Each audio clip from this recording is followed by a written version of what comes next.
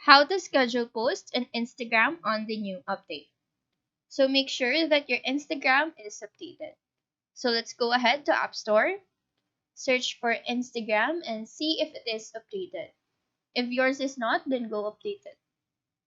Now proceed to Instagram, and the only way to be able to access the schedule posting feature is to turn your account into a professional account.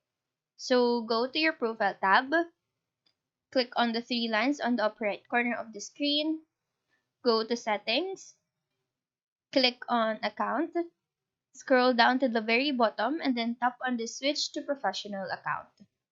Proceed to continue and then choose something that best describe you. After this, you will choose between creator and business. So click on whatever you prefer. Click on next, update your profile information, and after this, the scheduled post should be available to you. So we will try that. Go to the plus icon here right on top, click on a photo, go next, scroll down and tap on the advanced settings. In here, you can now schedule content.